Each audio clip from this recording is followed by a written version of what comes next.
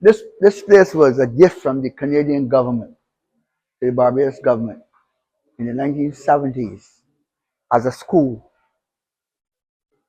It was occupied by St. Leonard's Girls' School, the first occupants of the school. They lasted a couple of years in it.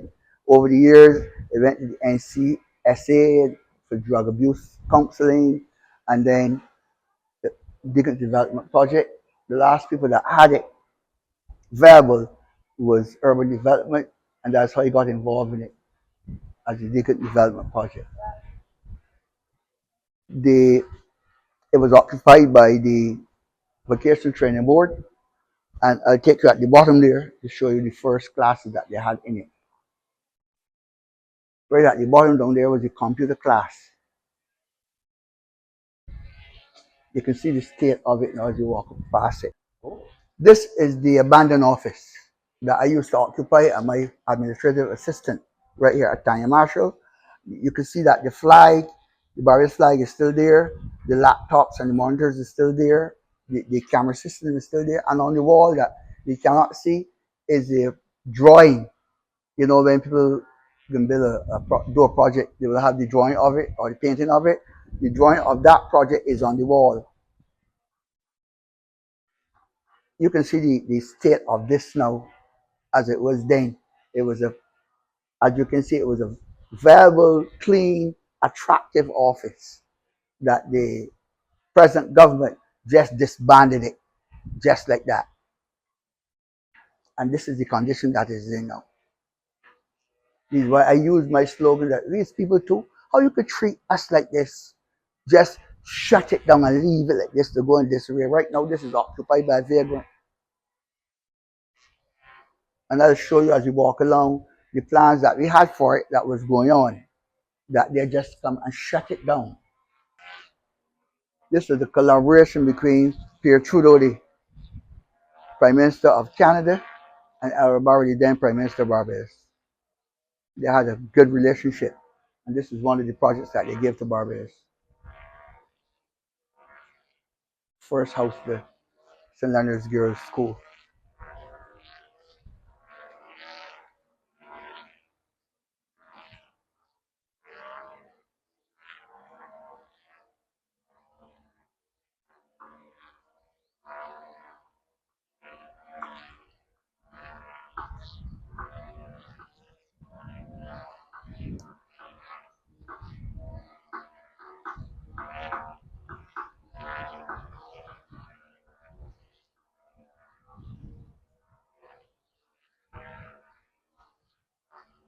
This area was cleared away. This entire area, all up there, was cleared away to build an indoor gymnasium.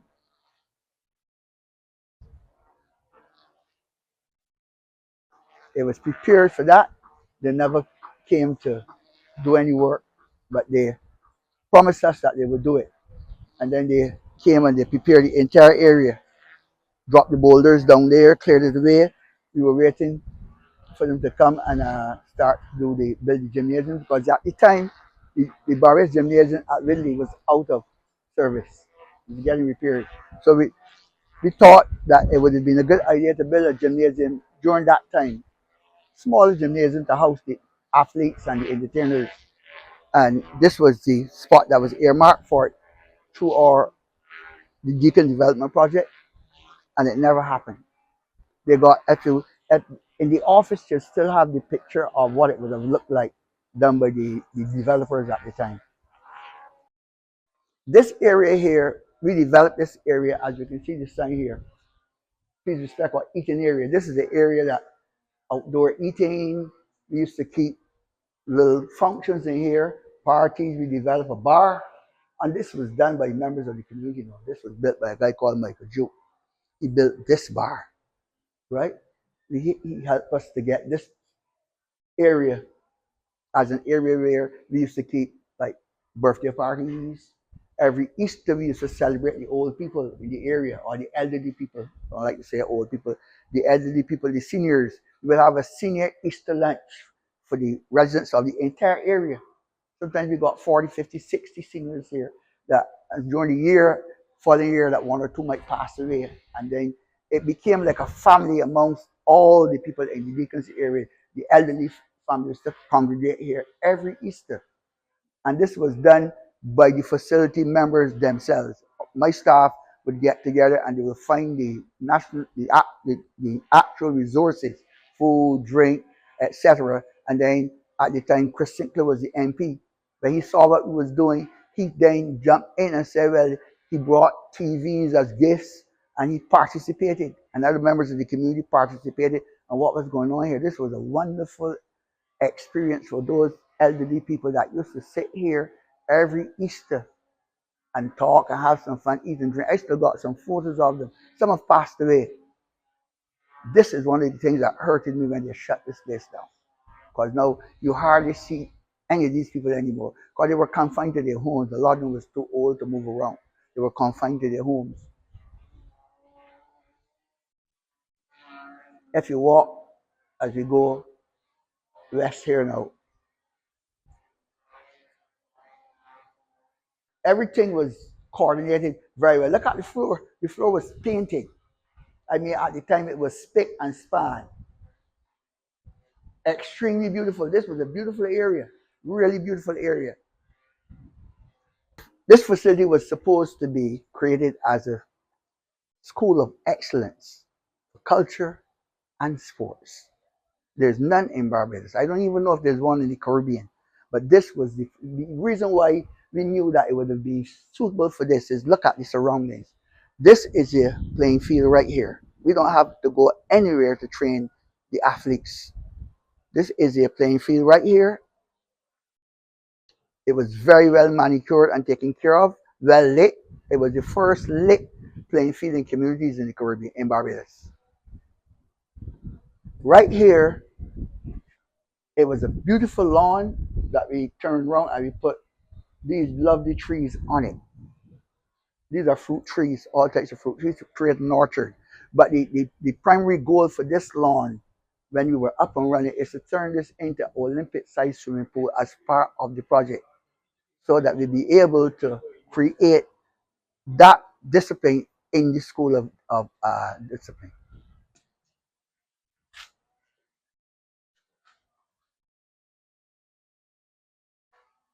Right here, this was our conference room. We had, as you can see, the remnants of this room now. Some guys use this now as a workshop to store things in it. But this is the conference room table. You can see this big mahogany table. Big mahogany table. This is a piano that was given to us. There was a guy that came and saw what we were doing down here. And I had a mini recording studio in here along with the conference room. And when he saw what we was doing, he went and donated this to the project. This is a grand piano.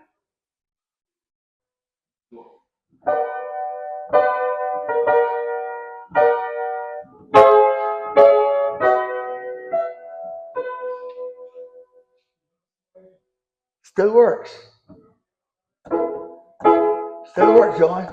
Sing with me.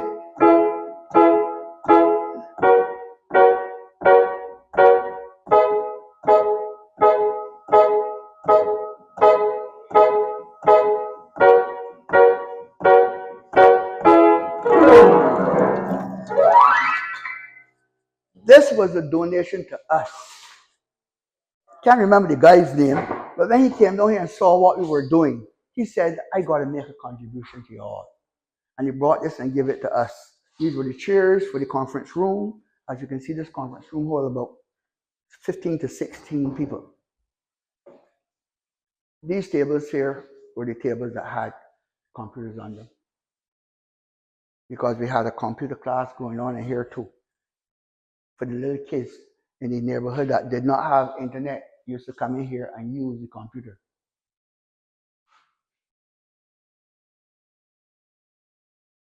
And this was the screen. We use this as for the spot on it to get the what do you call it now? The video. This is what we use for that. projector. So you can see that the potential that this room had at the time. This room was a viable conference room, equipped with computers all the way around for the kids in the area to come on evenings when they were not able at home to have internet services. They could come and use this. It was also for the athletes to get involved in the computer, to look after do their business on the computer. And you had the piano musical part in the corner. So you can see the potential that this room had. Now, we had to, because we saw the potential of music, we had then to find a way to create a recording studio. And that's why we started. As we go down there, you'll see what we started to do, so that we could move the equipment down there to start recording on a radio station. This now was another room that we used for different things like classes, because our intention with the room was to, this is what we call it, a school of excellence. That it was not only just run up and down behind the ball, but you had to do some type of academic work when you come out to school. And these are the facilities that we had for it. That when the kids come off of training physically, then we could bring them here and prepare them mentally for the aspect of sports, the mental aspects of sports. And this room was equipped for that. This is one of the rooms that was equipped for that.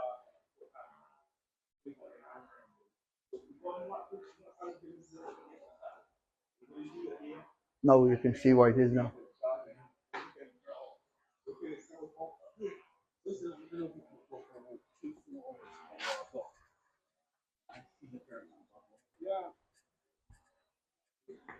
This now was the hall. Originally the school hall, but then we had put it in use, and as you can see, there are mats on the ground. We had this for like people that were doing like judo or those types of sports, boxing and stuff like that. They would use this facility here, this part of the facility, to do their work, to hone their craft. We also could use the table tennis in here at times. But this was, it is, it had a partition. They made it one room now, but it was in half. So you can see the facility filling out as a sporting facility, academy for sport, all types of sports.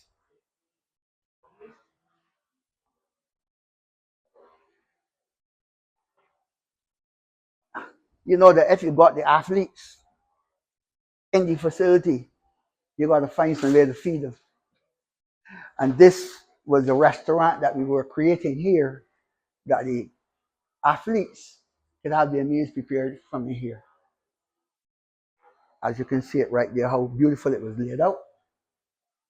We had some stoves in here, and we never got around to opening this facility fully. But this was the first part of the facility that was supposed to be the restaurant to prepare the meals for the kids.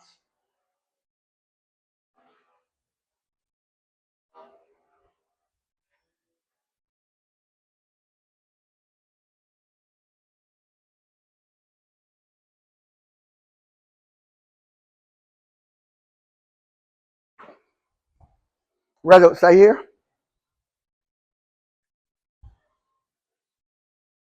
right outside here, we had created a road tennis court. You can still see remnants of it there. But we had created a road tennis court here to do indoor road tennis. That you, instead of being out in the open in the sun or the rain, right here you can do your training for road tennis. We were well equipped with our water pump that we didn't have to wait on the government's water. We could have pumped the playing field from right here. The pump is here.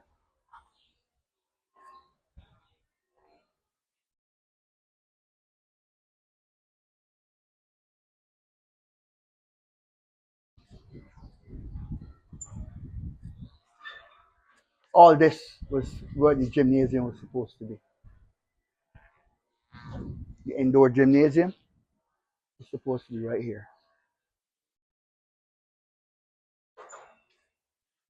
Now, this was the toilet area.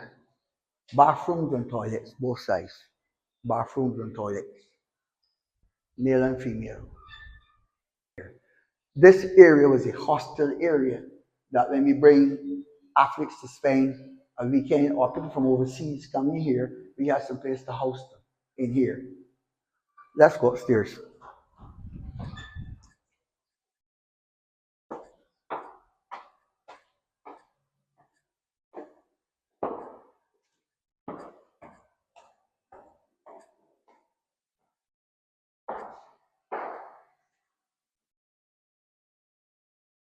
Hostel.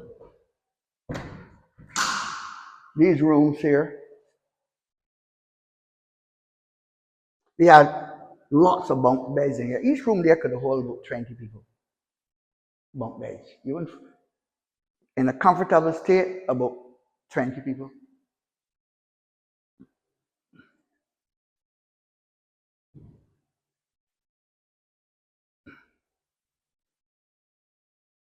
Right here, the two rooms. Can make it male and female, or if it's an all male group, they got more room for themselves, right? And they got the fire exit here at the back. All this was broken off.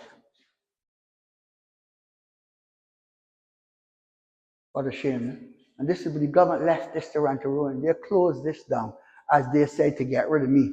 They closed this down. You can't get rid of me. You try to destroy a complete community, and not only destroy the community, you destroy Barbados in general. For having these types of facilities to make their children and their children's children better and be able to compete in this wide open world.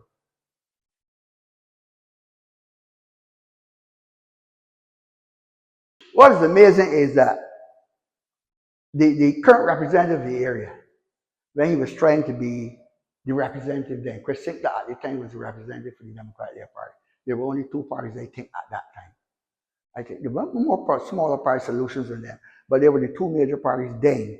And the current representative said that they are going to shut this facility down to get rid of me, not Chris Sinclair, to get rid of me. That was said right there in the middle of the farm, Deacons Farm, at a meeting. And I was like, I know it's important that you want to get rid of me, because you can't get rid of me. I am already an established person. You can't get rid of me. I did my athletics already. I have reached the zenith of athletics in Barbados. So it can't be doing me any harm. All you do was to harm the people that were coming after. But they succeeded, because you can see what happened. They shut the place down. So the blood of some people that died on the streets, that went from the block, is on the hand of these people that closed this place down. I say that without any fear or favor. It's an established fact. As you walk around, I'll show you the studio and the radio station. If you look out here, the back of here, right? You see how unkempt it is. I had my general workers were assigned to this area, the whole area. This was like a lawn out here. The people that live at the back, you can see that. Look at the houses, and you see that we encouraged them, and they started to build to grow their own plants. You can look there and see people got all types of plants growing up there. This place, the gully and everything was down to beauty. Now, in recent times, both of the members of both parties, both of those two parties, Barbados Labour Party and the Democratic Labour Party, has been fighting and wrangling over coming to cut grass here. And they're cutting the grass, and every time they cut the grass, they got a big entourage, not a big entourage, because they don't attract people, but they get the press to do it. So look what I do, and look how much money I spent here, because the government, this is the opposition member. The government isn't doing anything with here, so I'm coming down here and get this done, doing video after video. The problem here is not the grass. Because if you cut the grass will go back in 3 weeks. So it don't make sense cutting the grass for it to go back in 3 weeks. We got to get this place reopened and viable again to help the people of Barbados. And this should not be used as a political football, because I'm not here to fight then about politics. I'm here as a resident of this area, trying to make sure that the right thing is done for this area and Barbados in general. As you can see what's going on there.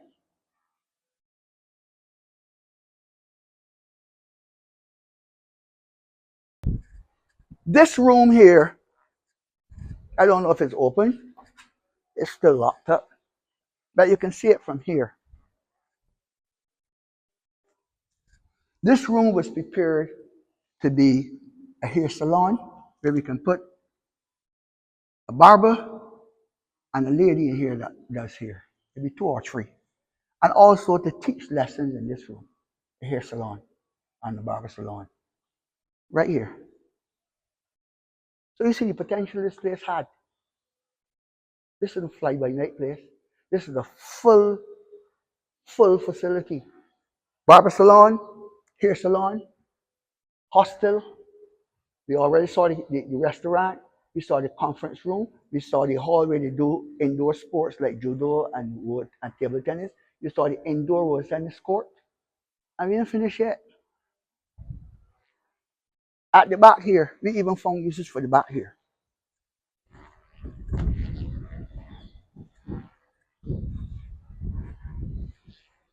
This was just bush. So we cleaned it up. We planted a moringa tree. There's one right there. And we had some vegetables growing around here, sweet potatoes growing around here. This was a little agricultural section of it. We wanted to use every piece of available land space that we had. You see how it's overgrown now with bush?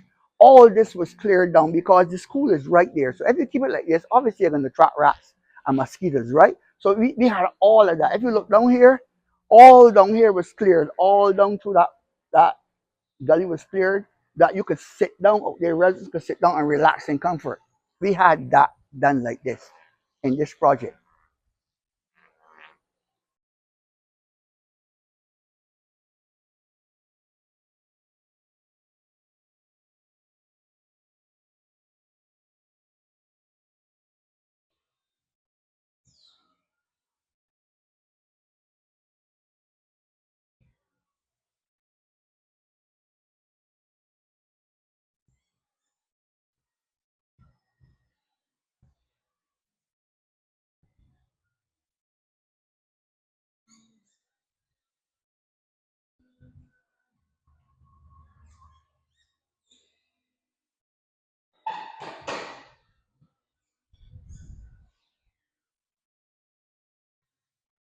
Well stocked gym for the athletes.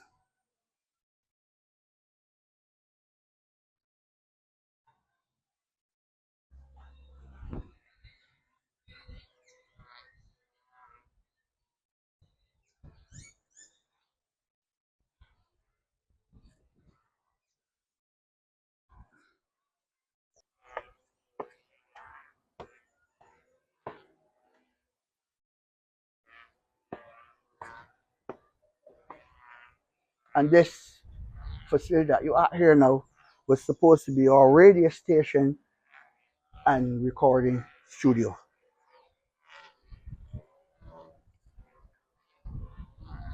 The radio station would have been housed here. We were going up one more floor, and the recording studio would have been housed here.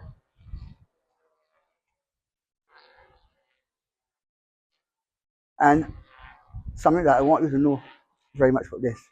This was not funded by the government of the day, which was the DLP at the time, because the DLP had no money. This was funded by residents. The work was done by residents, especially, I should mention his name, Gregory Haynes. He was the man that was brought to me, and he said, I'm going to help you, Reka. I can help build this for the community without any money.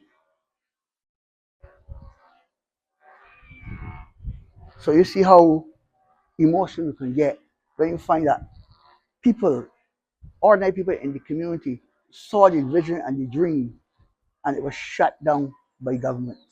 governments, not a government, by governments.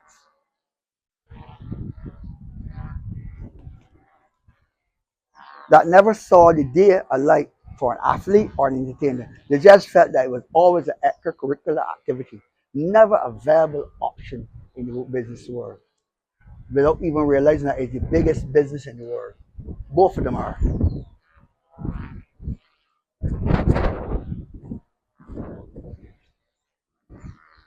And here we are looking out.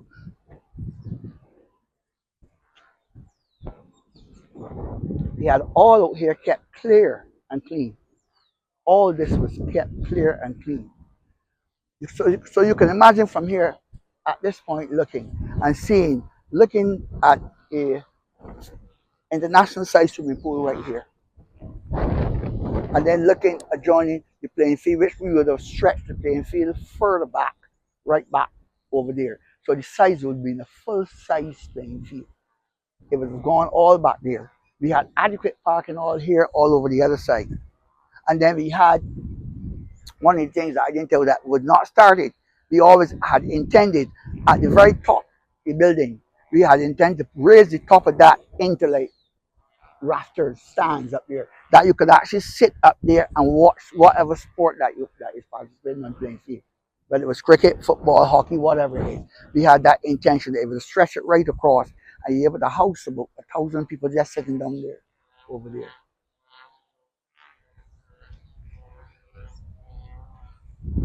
I remember there was a football game down here during the David Thompson at the time football tournament, and Hamilton Lashley, the then MP. I don't know if he was still the MP for the Pine. Anyhow, he was down here with his team, and he said to me, "Easter Laker, if I had this in the Pine, I would have gotten the funding because I know how to get it, and this would be the best community facility in the world." Hamilton Lashley told me that. I said, "Well, you don't help me to get the funds then." John, this would have been the darling of the Caribbean and even probably the world if they had let us do what we were intended to do. And even now, it can still be done. You can remove me. I just tell you the blueprint. I don't care as long as it is done in that light. That will help with the crime issue that we have in Barbados. Only today, I was told that there was another shooting in Shears Court. Sports and entertainment is not going to eliminate all this. But I'm going to bet anybody without a shadow of a doubt that 90% of that lawlessness will stop if athletes and entertainers had something valuable to do.